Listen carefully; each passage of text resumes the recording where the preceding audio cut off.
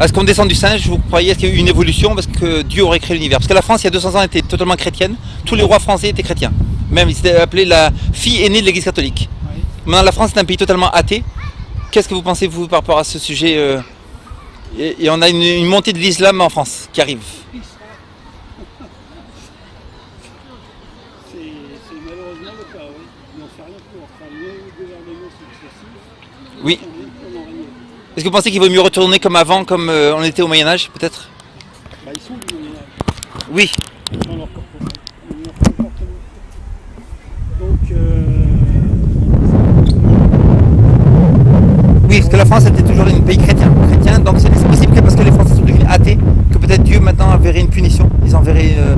Parce que les Français ont oublié. déjà non plus, athée peut-être pas, mais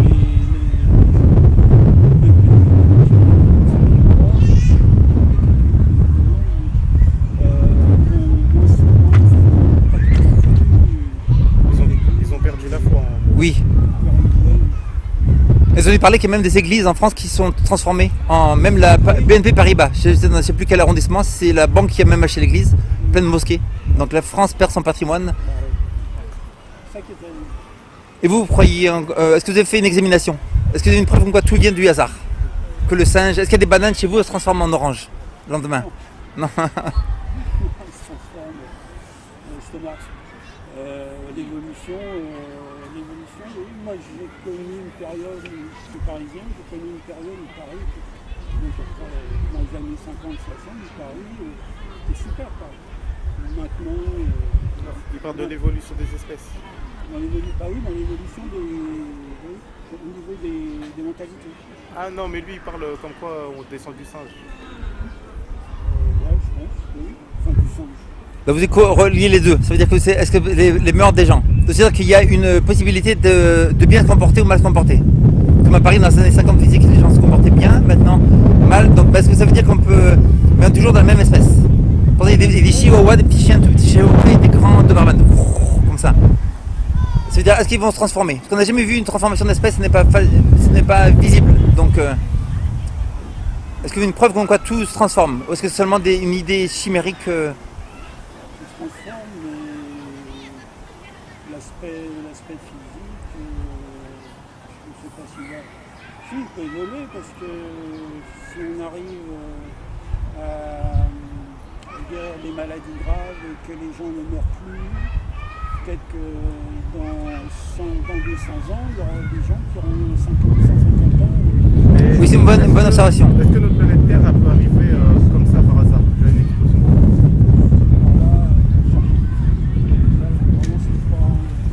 C'est un sujet qui me dépasse. Parce que ce que je dis, c'est une adaptation. Ça veut dire que par exemple, si on habite en Afrique, moi j'ai habité en Afrique, si on va en Islande, on va s'adapter à la nourriture, au climat. C'est la sélection naturelle qui va nous aider. Mais on ne va pas se transformer en E.T., en Goldorak. C'est-à-dire qu'on va rester toujours un être humain. Oui, et c'est là que Darwin a eu faux, parce qu'il a vu les grandes tortues, tout ça, et les petits pinsons, les petits oiseaux, un bec plus grand, un bec plus petit. Donc il s'est dit il y a une transformation. Mais c'est toujours la même espèce. On n'a jamais vu un oiseau faire un poisson. Donc il n'y a pas vraiment d'évolution, il n'y a aucune preuve. Je fais des débats, aucune preuve pour l'évolution. Ça veut dire que si Dieu a créé l'univers, c'est comme les rois français. Les rois français, la France était grande, prospère, quand ils croyaient en Dieu. Et maintenant, c'est en train de tomber. C'est à discuter comme ça, samedi après-midi, c'est pas.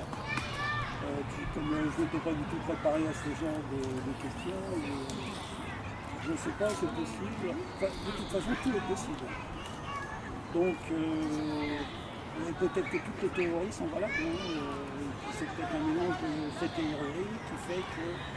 C'est pour ça que c'est bien d'examiner, parce que ce qu'on se rend compte en posant des questions, c'est que la plupart des gens n'ont pas examiné. Et par exemple, si les gens, vous allez partir en vacances bientôt, donc est-ce que vous allez vérifier les pneus, la voiture, s'il y a de l'huile, tout ça? Ah bah oui, parce que c'est une question de sécurité. Oui, on peut partir un mois en vacances. Mais là, disons que vraiment, il y a vraiment un paradis, un enfer. Un enfer, c'est éternité. Donc est-ce que ça vaut le coup d'examiner? Vraiment, que si on va partir au paradis, il n'y a plus de souffrance, il n'y a plus de mort, il n'y a plus de tristesse.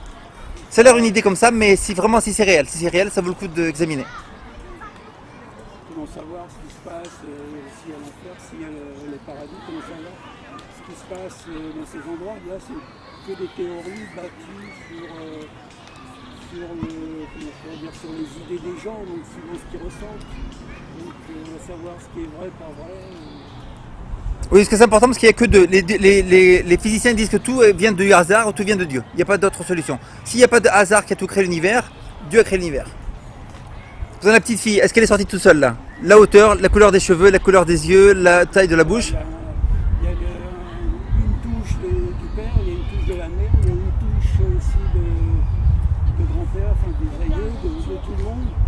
Oui, donc ça veut dire que vraiment c'est planifié. C'est quelqu'un qui a procédé en fait qu'un petit peu de maman, un petit peu de papa, faire la couleur des yeux vient de une programmation.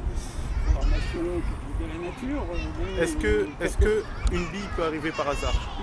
Une bille peut arriver par hasard et sans l'aide de Bille. personne? Oui, une simple bille. Elle apparaît par hasard. C'est possible ou pas? Non. Le magicien à la télé. Ce n'est pas possible. Alors comment la planète Terre, notre cerveau, nos intestins, notre estomac, ils peuvent arriver par hasard? C'est ça qui est difficile à croire. C'est la question. C'est pour ça que nous croyons en l'existence d'un créateur. Ouais. Parce que si on regarde l'anatomie de l'être humain, on est forcé de constater que ça vient d'un créateur. Par exemple, nos paupières. Sans nos paupières, on ne pourrait pas dormir. Et si on ne dort pas, l'être humain, il meurt. Parce que tel qu'on est actuellement, mais peut-être qu'il y a des êtres sur les autres planètes. Non, mais moi je parle des êtres humains, nous. Pourquoi on a des Pourquoi paupières? ça ne serait pas des êtres humains, ces gens-là, ces individus? Non, je sais, moi je parle de nous sur la Terre. Sur, Moi je parle de nous sur la Terre. Pourquoi on a des paupières? Et si c'est bien de la sélection naturelle, ça veut dire que c'est un cerveau qui aurait planifié qu'on ait des paupières, on ait un estomac pour manger. Par hasard, on a les aliments qu'on a besoin, ça veut dire les protéines, minéraux, vitamines, tout ça. Par hasard, on a l'air, l'oxygène parfait. Le soleil est un peu plus loin de la Terre, on n'a aucune vie possible. Si le soleil était quelques centaines de kilomètres plus près, tout serait en train de brûler. Si la lune est un peu plus loin, ça veut dire qu'il y aurait des marées trop fortes, il n'y aurait plus aucune vie sur Terre. Tout par hasard, ça serait impressionnant. C'est pas possible que la nourriture est là, le bois, on a le bois pour faire les maisons, on a le fer, on a tout ce qu'il faut, le plastique. c'est justement les questions qui se posent, enfin, que le monde se pose finalement. Que les gens qui ont le pouvoir de réfléchir intelligemment peuvent se poser est-ce que maintenant les grands physiciens, etc., ils parlent de c'est une théorie, maintenant quand on croit en Dieu, c'est notre théorie. Oui, alors qu'il n'y a aucune preuve. Si vous regardez tous les débats sur Internet, il y a plein de débats de Hawkins, le plus grand scientifique, ils perdent tous les débats. Parce qu'ils n'ont aucune preuve comme quoi tout vient du hasard. C'est chimérique, ce n'est pas la science. Je dirais qu'il n'y a aucune preuve nulle part de quoi que ce soit. Après de Dieu, oui, parce que les évolutionnistes ils disent que l'homme est apparu il y a 150 millions d'années sur la Terre. Et la Bible dit il y a 6000 ans. 6000 ans, on prend toutes les générations, on arrive à 7 milliards de gens. Si on prend 150 millions d'années, dans ce parc, il y aura des centaines de milliards de personnes. Il y aura des eaux partout. Chaque centimètre cube devrait avoir 150 000 personnes par centimètre cube. Ça veut dire que c'est pas possible, il y aurait des eaux partout, des milliards de gens, ils sont tous là, partout, des tombes. Les plus vieilles langues, c'est 4000 ans. Les plus vieilles civilisations, donc 4000 ans. Les plus vieux arbres, donc 4000 ans. Les deltas du Bouches-du-Rhône, il y a des dépôts de sédiments, donc on peut calculer l'âge des Bouches-du-Rhône. On n'a que 4000 ans seulement. Si les Bouches-du-Rhône auraient des milliards d'années, ça veut dire que ça ferait de Helsinki jusqu'à Johannesburg, jusqu'au sud de l'Afrique. Donc ça veut dire qu'il y a beaucoup de preuves comme quoi la Terre est jeune. Mais bon, il y a des découvertes notamment sur, je crois dans une grotte, il y a une découverte les cavités, il y a des milliers d'années. Oui, ils prennent carbone 14. Alors c'est fallacieux, c'est croire d'avance que tout était carbone 12 il y a longtemps, que l'énergie était constante et que le champ électromagnétique était constant. Ça change tout le temps, donc ça veut dire que ça marche pas. Carbone 14, on prend même mon t-shirt là, on croit qu'ici c'est 10 millions, ici 20 millions d'années. Le même mammouth, la jambe mammouth, c'est 40 millions d'années, c'est 20 millions d'années. C'est pas possible, c'est fallacieux 100%. C'est un vaste débat qui fait que... Parce que si Dieu existe vraiment, ça veut dire qu'il y a vraiment un paradis, vraiment un enfer. Il y a un Dieu qui vous aime beaucoup, qui pense à vous tout le temps. Vous êtes la plus belle chose que tu as. Et si elle a un paradis, ça vaut le coup d'examiner tout seul, d'examiner à la maison, de voir si c'est vrai ou pas. Lire la Bible et avoir la vie éternelle, qui est dans Jésus-Christ. On croit que Jésus est mort il y a 2000 ans, on a la vie éternelle. Il y a croire à l'au-delà, après la mort, il y a croire comment, à la réincarnation, enfin, il y a toutes choses où on peut croire, qu'on peut croire. Donc bon, chacun ses théories, chacun... Vous pensez qu'il y a un absolu? Si vous s'arrêtez au feu rouge, est-ce que c'est un absolu en France qu'il faut s'arrêter au feu rouge? il vaut mieux. Oui.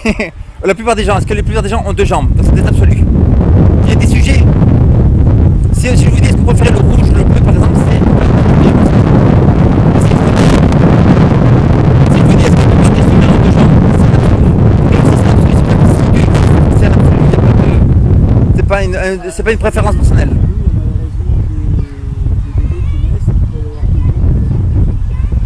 Oui.